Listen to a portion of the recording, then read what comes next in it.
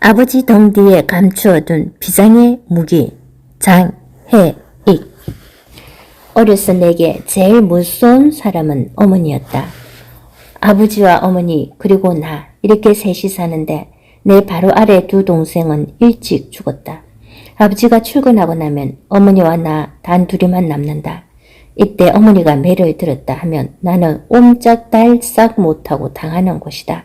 그렇게 몇 번을 맞았는지 기억은 없지만 이러한 경험은 한두 번으로 족하다. 한두 번 이렇게 혼나고 나면 그 다음부터는 벌벌 떨게 된다. 어머니는 좀 심하다 할 정도로 엄했다. 이건 내 또래 다른 아이들의 어머니와 비교해보면 금방 알 수 있다. 어린아이일수록 이런 비교는 귀신같이 해내지 않는가. 나에게는 엄마라고 불러본 기억이 없다. 언젠가 어머니라고 불러 하는 말이 있고 난 이후 반드시 어머니지 다른 호칭이 없다. 그래도 내 동생들에게는 훨씬 너그러워서 그 아이들은 대부분 아주 늦게까지 엄마라고 불렀다. 반대로 아버지는 내게 무척 관대했다. 한 번은 어머니가 없는 기회를 텀다. 아버지가 내 귀에 대고 살짝 물었다. 엄마가 나 없을 때 가끔 때리지? 나는 감히 대답을 못하고 고개만 조금 까딱했다. 다음부터 그러면 나한테 일러 내가 혼내줄 테니까. 우와 살았다. 이제 어머니가 꼼짝 못할 비장의 무기가 생긴 것이다.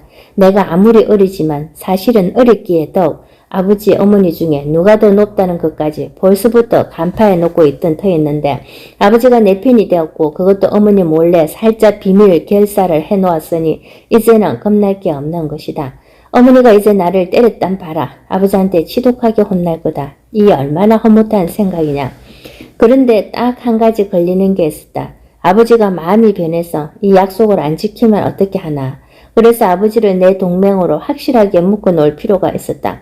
아버지를 깜짝 놀라게 할 무슨 재미있는 이야기가 없을까 생각 끝에 좋은 이야기를 하나 꼬아내냈다.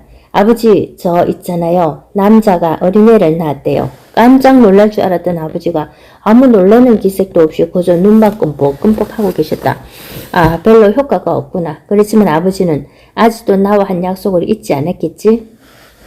그 후 나는 오랫동안 이 부장의 무기를 써먹을 기회가 없었고 따라서 아버지의 약속 이행 여부도 확인할 수 없었다.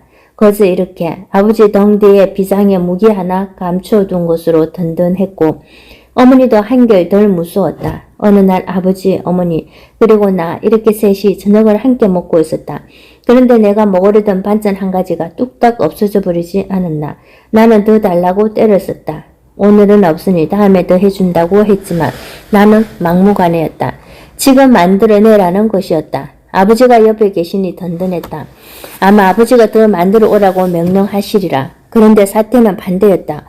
아무 말도 안 하시던 아버지가 훌쩍 일어나시더니 나를 안아 문 밖으로 밀쳐내고는 문을 닫아 굴었다.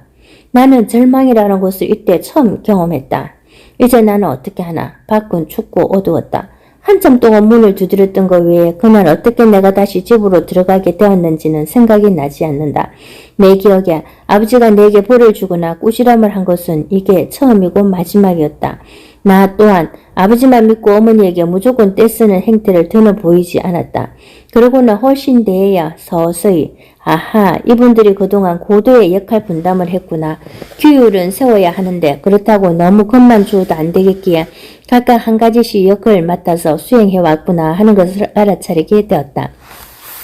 물론 이분들이 실제 시나리오를 짜고 한 것은 아닐 것이다. 사실 자기들은 자기들대로 자연스럽게 행동한 것이 결국은 기막힌 역할 분담으로 낙찰되었다고 보는 것이 옳을 터다. 이게 바로 삶의 예술 아니겠는가? 시나리오 없는 삶이 때로는 시나리오 이상의 예술이 되는 것. 이런 일은 특히 내 교육과 관련하여 주효했다. 이분들은 대단한 교육자이거나 교육을 위한 대단한 포부를 가졌던 것도 아니고 어쩌면 자신들이 지닌 천성대로 혹은 습관대로 사셨을 텐데 이게 내게는 대단히 좋은 교육적 효과를 가져다 주었다. 그러나 한 가지 아버지가 내게 유별나게 관대하셨던 점에는 약간의 설명이 필요하다. 나의 아버지의 이런 관계는 아버지와 할아버지 사이 그리고 할아버지와 정조 할아버지 사이에서는 상상도 하지 못할 일이다. 그런데 이러한 관계가 형성된 데에는 오히려 아버지와 할아버지의 이상한 관계가 크게 영향을 미쳤다. 언젠가 어머니에게 들은 이야기이지만 아버지는 자기 아버지가 너무 무섭게 키웠기 때문에 자기는 자식들에게 절대로 그렇게 대하지 않겠다고 결심했다는 것이다.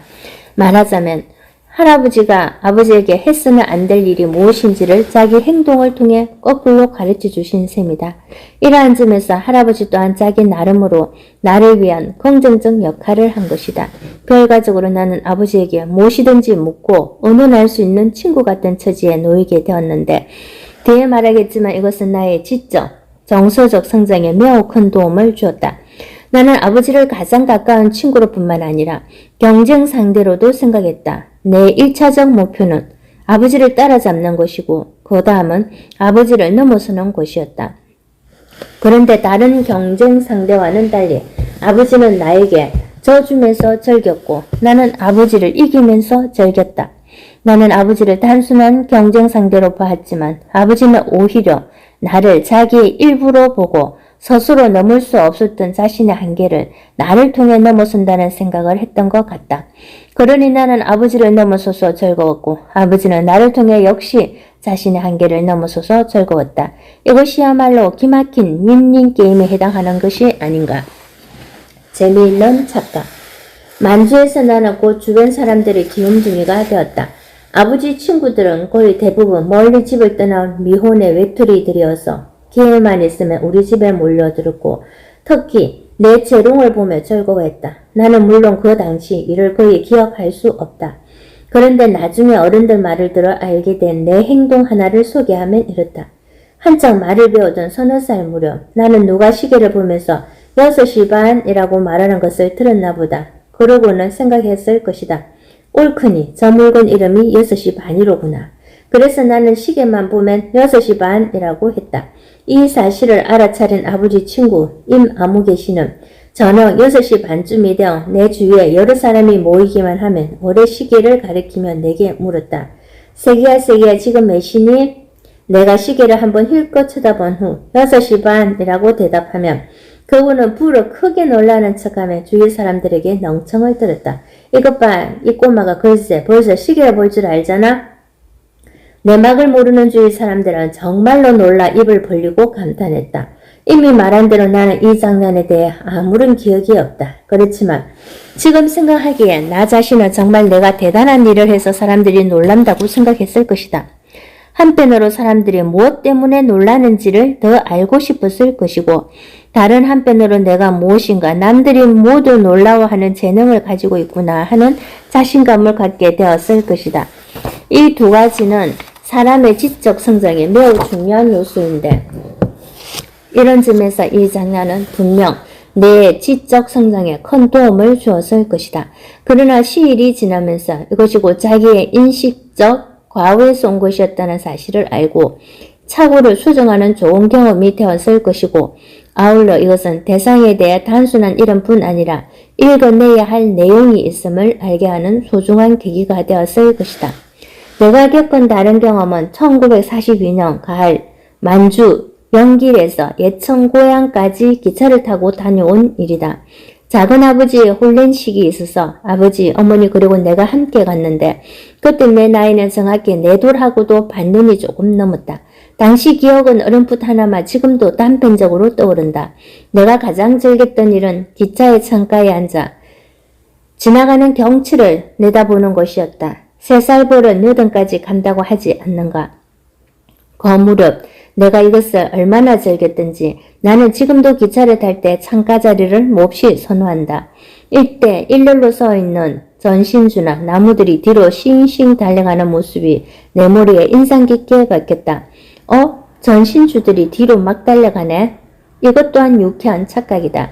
이것이 바로 상대 속도의 문제라고 알게 되기까지는 오랜 세월이 필요했지만 눈에 보이는 것이 사물의 본성이 아니라는 것을 깨닫게 하는 매우 유익한 체험이었다고 할 수 있다. 이러한 일들이야 누구나 겪는 흔한 경험일 테고 나만이 겪은 아주 독특한 경험이 하나 있다. 이것이야말로 내가 오랫동안 달에 사람이 산다고 믿게 된 계기였다. 만주에서는 난방연료로 주로 석탄을 사용했다. 우리 집에도 석탄을 저장하는 나지막한 창고가 있었는데 이를 우리는 석탄광이라고 불렀다.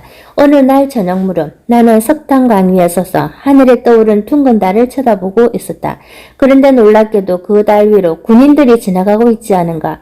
어떤 사람은 말을 타고 지나가고 어떤 사람은 칼을 뽑아들고 지나갔다. 한참 동안 수십 명이 지나가고 났어야 군인들의 행렬이 끝났고 나는 무심코 집으로 들어왔다. 그때 그 장면이 너무도 생생하여 60여 년이 지난 지금도 눈앞에 그대로 어른거린다. 이것이 아마 내가 어려서 본 것들 가운데 가장 오랫동안 선명하게 남아있는 장면일 것이다. 이 사건을 이야기하면서 나는 늘 달에 사람이 있으며 내 눈으로 똑똑히 봐왔다고 주장했다. 처음에는 아무도 믿지 않았지만 내가 너무도 집요하게 주장하니 몇 년 후 아버지가 결국 이 상황에 대한 해석을 내놓으셨다. 그때 달이 막 떠오르면서 산기슭에 걸쳐 있었는데 마침 그 산기슭으로 행진하던 군인들의 실루엣이 달을 배경으로 보였으리라는 것이다. 아마도 맞는 해석일 것이다. 당시 만주 지역에는 일본 군인들이 주둔해 있었고 이들이 이러한 형태로 훈련을 받고 있었다. 그러나 그때 정황을 가만히 돌이켜보면 당시 내 언동이 얼마나 황당했을까 짐작이 간다.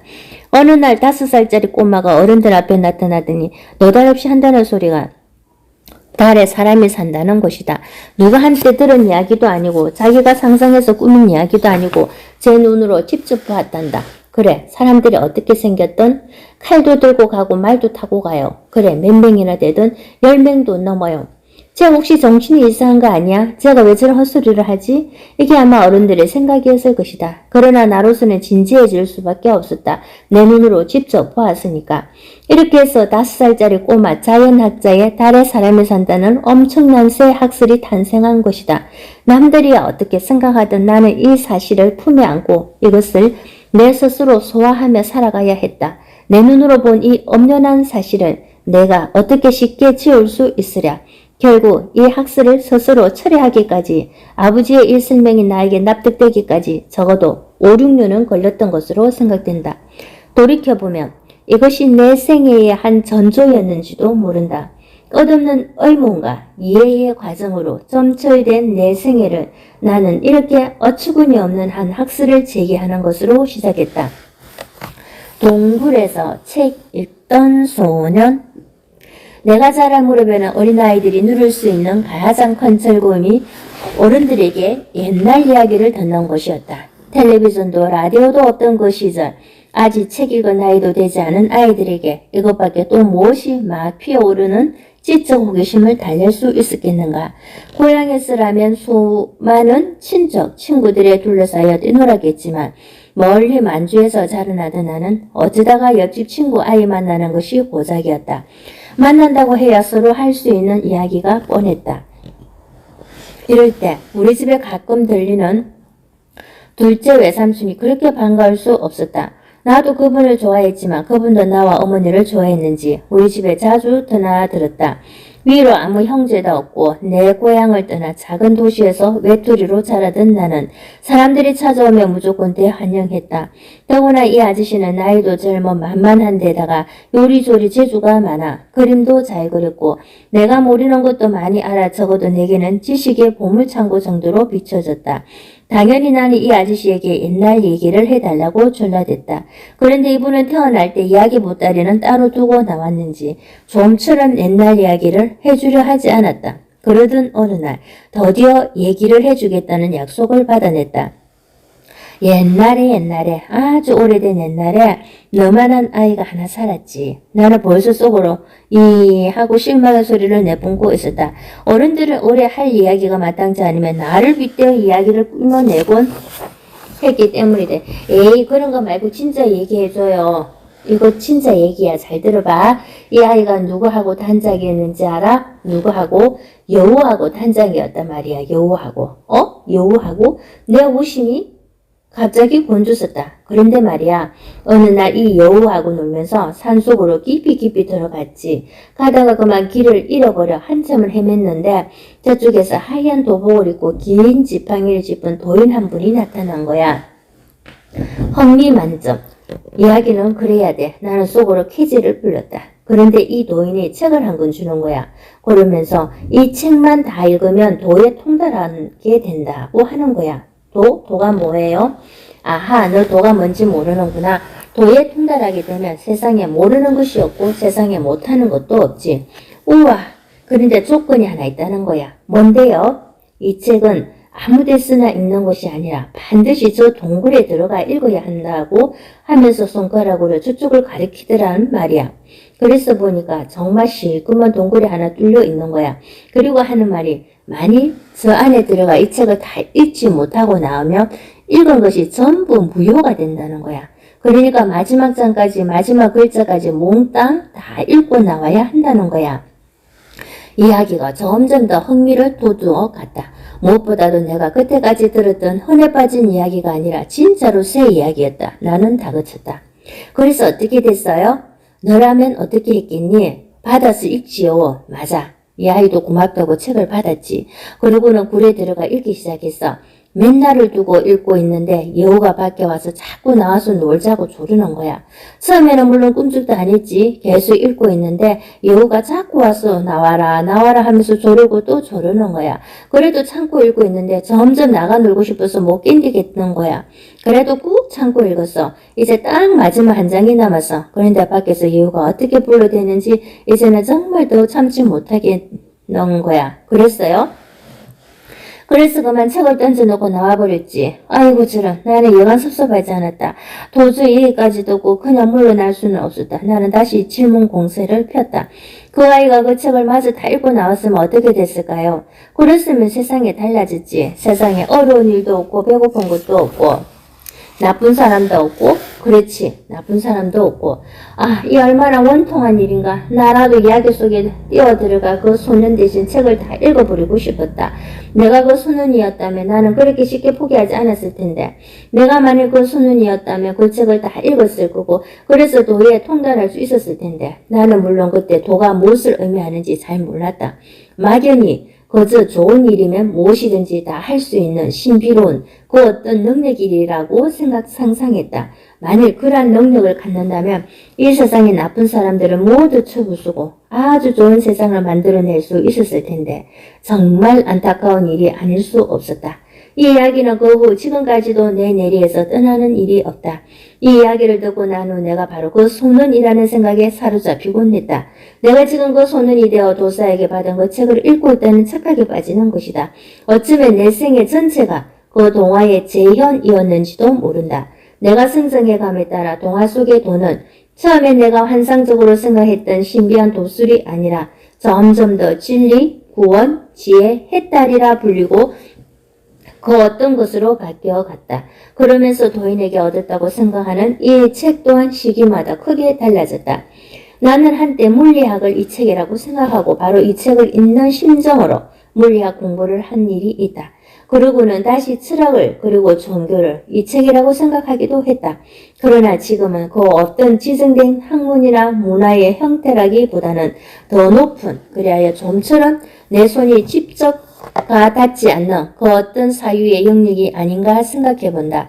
그러면서 지금도 나는 이 책의 마지막 장에 이르지 못하고 있음을 안다. 정말 동굴 밖에서는 친구들이 이제 제발 그 부질없는 책에 더는 매달리지 말고 뛰쳐나오라고 소리를 지르는 것 같기도 하다.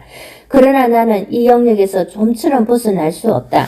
자꾸 그 이야기의 소년이 머리에 떠오르기 때문이다. 그리고 이것을 마지막까지 읽어내는 것만이 이 이야기를 들려준 그리고 자신의 생애를 불시에 비극적으로 마감해버린 그분의 나머지 삶을 내가 대신 이어가는 길이라는 생각을 가끔 한다. 이 아저씨는 아깝게도 6.25 전란 중에 희생되고 말았다. 25을 간 넘기 짧은 생애였다. 지금 이분이 살다가 간 흔적은 그 어느 곳에도 남아있지 않다. 오직 내 내리에 담긴 기억 메토막이 전부이다. 엄격히 이야기하면 지금 연로하신 어머니의 기억 속에는 어쩌면 더 많은 내용이 담겨 있을지 모른다. 그러나 이미 반세기가 흐르도록 그 기억의 문은 한 번도 열어본 일이 없다. 아마도 무덤에 이르시도록 그것을 결코 건드리려고 하지 않으실 것이다. 나 또한 그 문을 건드려 볼 불필요한 아픔을 더해드릴 용기는 없다. 초생달의 추억. 한글을 제법 읽게 되었을 무렵 나는 아버지에게 책을 사달라고 자주 졸랐다. 며칠을 내게 시달리던 아버지는 드디어 내 손목을 이끌고 서점으로 가셨다.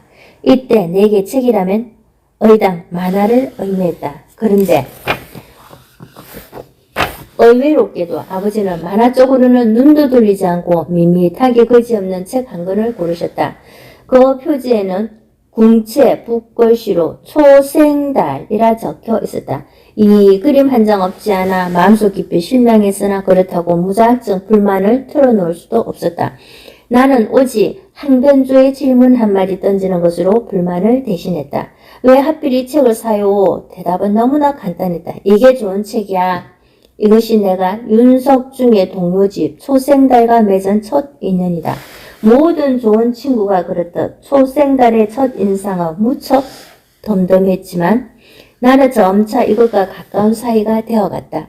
정말 신기하게도 이 친구는 아무하고나 말을 잘 걸었다. 바람과 구름 그리고 하늘에 떠있는 반달과도 이야기했다.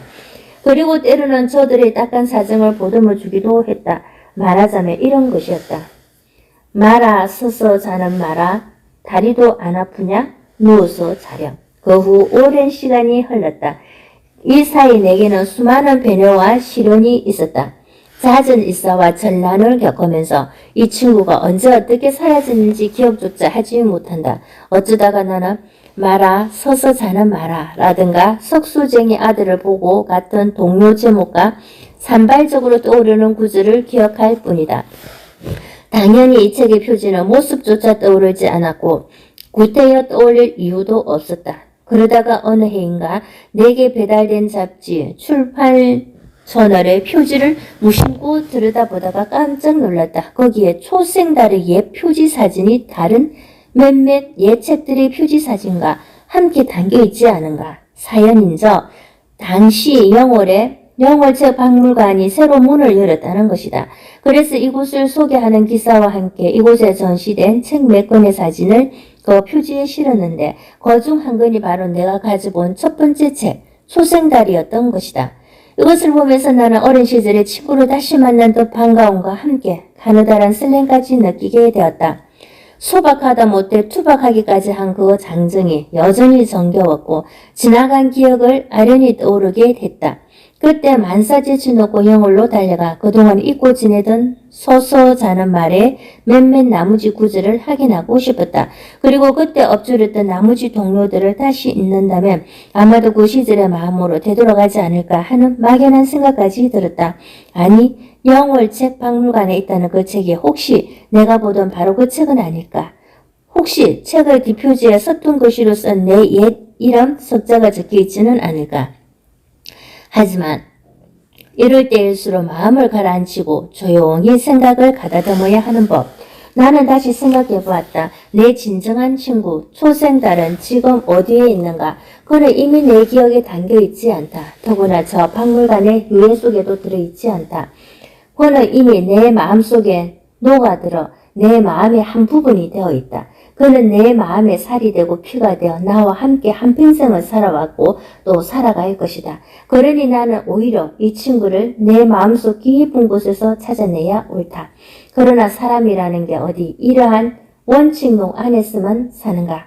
조상이 이미 거기에 안 계신 것을 알면서도 조상의 묘를 찾아가듯이 혹시 영월 지방에 갈 일이 생긴다면 그 책 박물관을 꼭 한번 찾아가리라. 그리고 초생달 뒷표지에 혹시 내 옛 이름 석자가 적혀 있는지 꼭 확인하리라. 책 읽는도. 어려서 나는 어머니와 한편이 되어 아버지를 성토하는 일이 종종 있었다. 그중 하나가 아버지의 독서 취향에 관한 것이었다. 아버지와 어머니 모두 독서를 즐기셨다는 점에서는 차이가 없지만 두 분의 독서 취향은 서로 달랐다. 아버지는 과학이나 수학책을 항상 옆에 두고 계셨지만 어머니는 소설책을 즐겨 읽으셨다. 그런데 그 차이는 책의 종류에만 국한되는 것이 아니었다. 독서하시는 방법도 달랐다. 어머니는 일단 책을 잡았다 하면 한참에 끝까지 읽어내야 직성이 풀리는 성품이었다. 그래서 재미있는 책을 들었다 하면 밤을 새우면서도 읽어내셨다. 나도 그런 편에 가까웠다. 헌데 아버지는 아니었다. 책을 읽다가 무척 재미있는 대목이 나오면 슬쩍 그곳에 표식을 꽂고는 책을 덮어두셨다. 어머니가 보다 못하 왜 그러느냐고 물어보셨다고 한다. 그랬더니 말씀이 그래야 다음번에 다시 책을 펴볼 마음이 생길 게 아닌가 하시더라는 것이다. 어머니와 나는 아버지가 정말 이해할 수 없는 분이라고 생각했다. 아무리 다음번을 생각하신다 해도 그렇지 그렇게 어떻게 가장 재미있는 대목에서 딱 끊고 덮어둘 수 있단 말인가. 말도 안 돼 하면서 어머니와 나는 해를 끌끌 찼다. 나는 시간이 훨씬 지나고 나서야 아버지의 이 독서 철학을 이해하게 되었다. 사실 무엇이든지 지나치게 하고 나면 비록 당시에는 느끼지 못하지만 무의식 중에 피로를 느껴 싫은 감정이 몸에 배어들게 된다. 반대로 즐겁게 하던 일은 그만둔 뒤에도 오랫동안 그 즐거웠던 감정이 그 일과 연관되어 자기도 모르게 몸속 어디에 배어있게 된다. 그러니 중요한 것은 당시 책 몇 쪽을 더 읽느냐 덜 읽느냐 하는 것이 아니라 그 읽음에 대한 내 감정을 어느 쪽으로 간직하느냐 하는 데에 있다. 즐거운 감정을 불어넣게 되면 당장 다음번에 또 읽을 생각이 나게 할 뿐 아니라 두고두고 그 내용이 내 기억 속에 즐겁게 부각될 것이고 우선 좀 재밌다 하여 무리해서 지치게 만들면 지친 몸이 이걸 기억하였다가 자기도 모르게 싫은 감정을 불어넣을 것이기 때문이다. 이것이야말로 아버지가 비교적 딱딱한 과학책과 수학책을 붙들고 실험하시면서 나름대로 터득해낸 지혜가 아닌가 생각한다. 이 현상은 그 어느 곳보다도 우리 사회에서 가장 잘 나타나는 것 같다. 지하철이나 버스에서 신문, 잡지 이외의 책을 펴들고 있는 성인을 찾아보기는 종로거리에서 아는 사람 만나기보다 어려운 것이 우리 실정이다. 정말 20대, 30대 청년들이 지하철을 타고 꾸벅꾸벅 졸거나 멍청하게 앞을 바라보며 시간만 죽이는 것을 보면 한심한 생각이 든다. 그런데 이것이 어디 그들만 탓할 노릇인가? 고등학교 때 밤 11시까지 학교에서 공부하고 집에 와서 다시 새벽 2시까지 배운 것을 익히고 다음날 새벽 5시면 일어나 눈 비비고 가방 들고 나가는 지옥 생활을 했으니 어떻게 책 읽는 것이 즐거울 수 있으며 공부가 재밌을 수 있겠는가? 이러한 점에서 나는 참 좋은 교육을 받았다고 생각한다. 사실 부모님은 내게 공부하라는 말을 하신 일이 거의 없다. 그럴 필요가 없었을 것이다. 자신들 스스로 실천으로 보여주시기 때문에 나는 그저 부모가 하는 대로 따라만 하면 그게 공부가 되었다. 더구나 아버지가 했듯이 나도 결코 무리하게 책을 읽지는 않는다. 오직 읽고 싶을 때만 읽는데 그것만으로도 남보다 훨씬 더 많이 읽게 된다. 지금 나이 70이지만 아직도 30분 이상 기차를 타거나 버스를 탈 때 손에 책이 없으면 허전하다. 너는 그때 늘 4등을 했지? 나는 춘천에서 초등학교에 입학했다. 우리 가족은 1944년 봄 만주를 떠나 강원도 춘천으로 왔고 이듬해인 1945년 봄 나는 아직 일제 치하에 있던 춘천공립국민학교에 입학했다. 입학하고 반년이 지나자 해방되어서 1학년부터 우리말 교육을 받은 첫 세대가 되었다. 나는 1학년 5반이었는데 이후 4학년 초 내가 춘천을 떠날 때까지 같은 반 학생들이 다른 반 아이들과 섞이지 않고 모두 함께 공부하여 각별한 유대를 맺게 되었다. 1학년 때는 어떤 여선생님이 담임을 했는데 별로 기억나지 않고 2학년 이후에는 활달한 남자 선생님이 계속 따라오며 담임을 맡았다. 2학년 때인가 학교에 불이 나 강당만 남기고 학교 건물에 몽땅 타버린 일이 있다. 그래서 모든 학년에서 5반은 춘주국민학교로 6반은 봉해국민학교로 담임생까지 포함하여 몽땅 전속시켜 나는 그 후 우리 반 학우 전부와 함께 춘주국민학교 지금은 중앙초등학교로 옮겨가 다녔다. 1학년 말 나는 우등상장이라는 것을 받았다. 빳빳한 종이에 한 면에만 글씨를 썼기에 뒷면에 그림을 그릴 도화지로 쓰면 좋겠다고 생각하며 집으로 가져왔다. 어머니는 내게 몇 번째로 주더냐고 물었다. 첫 번째로 주더라고 했더니 그게 1등을 의미한다고 했다. 그때까지 나는 1등이라는 게 뭘 의미하는지 몰랐다. 2학년 말에는 4등을 했다. 나로서는 잘했다고 성적표를 갖다 보여드렸는데 어머니는 별로 좋아하지 않으셨다. 왜 1학년 때는 1등을 했는데 그렇게밖에 못했느냐는 것이다. 나는 1학년 때 1등 한 것으로 찍힌 게 무척 억울했다. 그것만 아니었어도 4등이면 꽤 잘한 것이고 칭찬을 들어 마땅한 일이 아니던가. 그만큼도 못한 학생들이 얼마나 많은데 어머니는 내가 다니는 학교에 다녀가신 일이 거의 없다. 오직 한 번 내가 2학년 되던 무렵 학교에 다녀오셨는데 척 한마디 던지신 말이 내 담임 선생 성깔이 좀 있겠더라 하는 거였다. 나는 이 말에 몹시 당혹스러워했다. 그때까지만 해도 선생님이라면 하나님과 사람 그 중간쯤에 위치하는 존재로 생각해 왔는데 아랫사람에게도 하기 어려운 말을 그렇게 펑펑 하시다니. 3학년 말에도 또 4등이었다. 그런데 이번에는 1, 2, 3, 4등을 한 4명이 함께 담임쌤에게 항의하려 갔다. 나는 아무 말을 안 했으나 그들이 시험 성적은 항상 장아무개가 가장 좋았는데 왜 1등이 아니고 4등이냐고 따져 물었다. 그랬더니 그건 잘 이해한다. 그런데 체육, 음악, 미술 과목에서 좀 떨어지기 때문에 그렇다고 설명하였다. 나는 이 대답을 듣고 실망했다. 우리가 그런 정도를 몰라 항의하러 갔겠는가? 다른 것은 몰라도 미술 점수만은 분명히 내가 더 잘 받았는데 성적표는 옆 친구가 더 좋게 나온 것을 나는 이미 확인했던 터였다. 다들 더 말을 않고 돌아서 나왔지만 선생님도 우리를 속인다는 생각에 씁쓸한 느낌을 지울 수 없었다. 사실 우리 네 사람은 서로 매우 친하게 지냈고 성적 순위 같은 것에는 별 관심이 없었다. 예를 들어 나는 지금 그때 누가 1등을 했는지 누가 2등을 했는지 전혀 기억이 없다. 단지 그때 이들이 자기들 성적 잘 나온 것을 오히려 항의했던 우정을 기억할 뿐이었다. 훗날 대학 시절에 그들 가운데 한 명을 만났는데 그는 나를 보고 너는 그때 늘 4등을 했지 하고는 씩 웃었다. 당시 3년이나 연달아 우리를 맡았던 고 담임선생님은 성격이 좀 격한 편이어서 아이들을 잘 때리기도 했으나 가르치는 기술은 훌륭했고 학생들도 대체로 잘 따르는 편이었다. 그 무렵에도 이미 나는 기특한 질문을 곧잘 했다. 질문을 두개 선생님들이 바닥을 드러내기도 했는데 이것은 내가 교사들을 얼마나 신뢰할 수 있는지 가늠하는 방법이기도 했다. 학생 시절 나는 교사를 대충 3가지 등급으로 나눴다.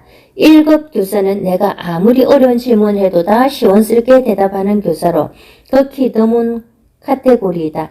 2급 교사는 내가 질문을 했을 때 모르면 솔직히 모르겠다고 시인하는 교사로 이분들은 적어도 나를 속이지는 않을 분들로 봐 일단 신뢰하면서 배웠다.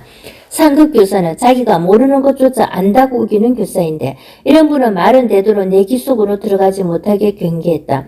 이것은 물론 지금 내가 당시를 회상해서 하는 이야기이다. 당시에는 특별히 교사를 시험한다는 의식을 가지지는 않았고 이를 위해 질문을 만들어낸 것도 아니다. 거저 평소에 궁금했던 문제나 그때그때 떠오르는 의문을 서슴지 않고 선생님들에게 묻고 그 대답에 따라 나름대로 이러한 판정을 내렸을 뿐이다. 그 기준에 따르면 당시 내 담임선생님은 2급이었다. 그때 내가 꼭 알고 싶었던 문제 하나는 이것이다. 여름과 겨울이 생기는 이유는 태양과 지구가 조금 더 멀어지느냐 가까워지느냐 사실은 태양의 빛이 더 머리 위에서 비추느냐 더 비스듬히 비추느냐에 따라 결정되는데 낮과 밤의 차이는 태양이 비치느냐 아예 비치지 않느냐 하는 것으로 여름과 겨울의 차이보다 훨씬 더 크다. 그런데 어째서 기온의 차이는 여름과 겨울 사이에 그렇게 큰 것에 비해 낮과 밤 사이에는 그리 크지 않은가? 이 질문을 던졌더니 이 선생님은 아주 진지한 표정으로 그것은 잘 모르겠다고 대답해 주었다. 이 문제는 당시 내가 꼭 알고 싶어 궁금했는데 답을 얻지 못해 섭섭하기는 했지만 이분은 적어도 모르는 것은 모른다고 깨끗이 시인하는 분이구나 하여 안도감을 느꼈다. 전학과 개명. 내가 4학년이 되는 1948년 봄 우리 가족은 춘천을 떠나 고향 오천으로 돌아왔다. 내가 11살 되던 해이다. 나는 5살 때 잠깐 다니러 온 후 처음이었다. 한 해 전에 정조부가 자꾸 하셨는데 마상제인 할아버지는 항상 누른 삼배 상복에 머리에도 삼배로 짠 누른 갓을 쓰고 지내셨다. 사랑방 안마루 기둥들도 모두 누른 새끼줄로 총총 감겨있었다. 처음에는 시골집이라서 그런가 보다 했는데 알고 보니 상가를 나타내는 표식이었다. 이런 이색적인 분위기에서도 집이라든가 사람들 얼굴이 모두 낯익은 느낌을 주었고 무엇보다도 주변에 친척들이 많아서 좋았다. 춘천에서는 친척은 고사하고 장시성을 가진 사람조차 드물어 내성이 매우 희성인가 했는데 여기에는 동네고 학교고 장시성 가진 사람들이 수두룩했다. 나는 곧 이곳 호명국민학교에 편입했다.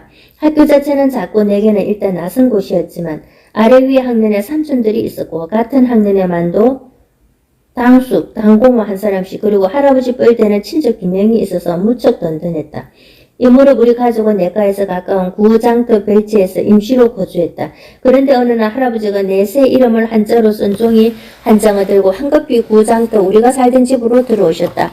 아무 설명도 없이 내 이름을 이렇게 저렇게 바꾸었으니 지금부터 당장 새 이름을 쓰라고 하셨다. 학교에서 후주과 다른 이름을 쓰면 안 될 텐데 어떻게 하느냐고 해서 우선 학교에서부터 새 이름으로 당장 고쳐야 한다고 하셨다.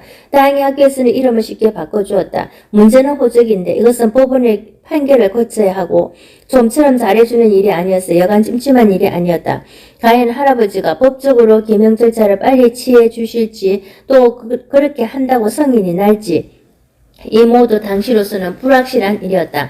앞에서도 잠깐 언급했지만 이것은 세대의 계산을 잘못하여 내 이름의 앞 세대의 한열자를 넣은 데서 빚어진 일이다. 다급히 바꿔야 할 이유는 알겠지만 이미 10년이나 자라오면서 내 모든 심정적 정체성이 담긴 이름을 버리고 갑자기 엉뚱하게 낯선 이름으로 부르고 대답한다는 것이 도무지 연극 같은 느낌이 들어 한동안 적지 않은 불편을 겪었다. 나는 오히려 내 이름은 내가 부를 일이 별로 없어더랬지만 내 이름이 입에 익은 우리 부모님은 새 이름으로 부르는 것이 너무도 어색했던지 그 후에도 몇 년간 집에서는 내 이름을 그대로 불렀다. 고향집에 와서 한 가지 좋은 것은 아기 없는 일을 비롯해 흔히 여자들이 하는 일을 내가 하지 않아도 된다는 점이었다. 과거 도시에서는 어머니를 도울 사람이 따로 없었기 때문에 내가 이런 일들을 도와야 했는데 동생을 업어주는 것이야 그리 힘든 일이 아니었지만 남자가 아이를 업고 밖에 나다니는 것이 너무나 창피스러웠다. 그런데 여기서는 여자들이 많아 이런 일은 이제 내가 신경 쓸 필요가 없었다. 그 대신 과거에는 없던 새 일이 생겼다. 소목이 풀을 베어오라는 것이었다. 문제는 집집마다 소를 먹이고 들판에는 모두 곡식을 심기 때문에 풀이 자랄 곳이 많지 않다는 데 있었다. 논둑이나 밭둑이 좀 자라지만 이건 서로 경쟁하면서 배워가기 때문에 풀을 찾는 일이 보통 고역이 아니었다. 어쨌든 나는 학교만 다녀오면 속골 한 달의 끼식을 해놓아야 하는 가볍지 않은 짐을 지게 되었다. 당시에도 그렇게 느끼지만 지금 생각해보다 이것은 11살 소녀에게 좀 지나친 부담이었다. 이 나이의 소년에게 일을 시키려면 우선 교육적으로 도움이 될 일을 힘들지 않은 범위에서 즐겁게 할 수 있도록 배려해야 하는데 내 경우에는 농촌 생활이 견디기 어려운 고역이라는 생각밖에 할 수 없게 했다. 결국 나는 한두 달이 가지 않아 노예가 해방을 고대하듯 어떻게 하면 이곳 생활을 벗어날 수 있을까 하는 꿈만 꾸게 되었다. 우리 가족의 본래 의도는 이제 격지 생활을 청산하고 고향에 정착해 살아가자는 것이었다. 그런데 기대와는 달리 아버지는 역시 할아버지 아래서 함께 지내기를 무척 불편해했다. 본래 농사일이 몸에 배지도 않은 데다가 아직 할아버지가 계시는 농사관리 일을 따로 맡을 수도 없어 무척 어정쩡한 처지가 되었다. 결국 얼마 후 청주에 직장을 얻으셨고 우리 가족은 다시 청주로 옮겨갔다. 난 해방을 맞은 기분이 들었다. 청주에서는 유수 깊은 주성국민학교에 편입하고 싶었지만 거주 구역이 다르다는 이유로 거부당하고 집에서 가까운 한벌국민학교에 다니게 되었다. 지금은 청주 중심부의 시원한 언덕에 멋지게 서있는 학교지만 당시에는 변두리에 있는 빈약한 신설학교였다. 이 때문에 나는 불과 몇 달 사이에 전학을 2번이나 했는데 그때마다 낯선 학생들을 대하는 일이 무척이나 부담스러웠다. 그렇지 않아도 주변 여건이 낯설어 어수선한데 말에 억양까지 표가 나서 아이들 사이에 웃음거리가 되기 일쑤였다. 그런데 우연히 있는지는 모르나 내가 새로 옮겨간 두 곳 모두에서 전학 후 첫 번째 시험이 있고 나자 담임선생님이 깜짝 놀랐다는 투로 이번에 최고점을 받은 사람은 새로 들어온 장아무개라고 선언하는 것이었다. 당연히 나는 새롭게 각광을 받았지만 이것 또한 내게는 부담이 되었다. 언동에 걷기 조심하지 않으면 건방지다거나 버릇이 없다는 이유로 따돌림을 받거나 심할 경우 조용한 대로 불러가 얻어맞게 되어 있었다. 어수선하게 2번이나 옮겨 다녔던 4학년 말에 내가 몇 등을 했는지는 기억이 잘 안 나는데 5학년 말에는 분명히 내가 1등을 했다. 이 무렵에는 이미 어머니나 아버지는 내 성적에 별 관심이 없었던 것 같다. 2학년 때 4등을 했던 어머니가 부정적인 언급을 하신 일 이외에 내가 집에서 성적과 관련해야 잘했다든가 못했다든가 어떤 이야기도 들은 기억이 없다. 그저 부모님은 쟤는 올해 성적은 잘 따는 애 정도의 관심만 던져두었던 것이 아닌가 싶다. 내가 청주에서 5학년을 마칠 무렵 1년 건너뛰어 청주 중학교 입학시험을 치러볼까 하고 잠깐 망설인 일이 있다. 그때는 그것이 가능했고 그렇게 하는 사람들도 간혹 있었다. 지금 생각해보면 거의 틀림없이 합격했겠는데 당시에는 혹시라도 실패하면 그게 무슨 망신인가 싶어 결국 이행하지 않았다. 그러나 그 후 나는 그렇게 하지 않은 것을 많이 후회했다. 뒤에 자세히 이야기하겠지만 나는 결국 초등학교 중퇴생이 되었고 겨우 고등국민학교를 조금 다니다가 어렵사리 어느 시골 중학교에 편입하면서 가정수모를 겪었는데 이때 만일 중학교에 합격해 이미 중학생이 되었었더라면 이 모든 절차를 쉽게 뛰어넘을 수 있었을 것이기 때문이다.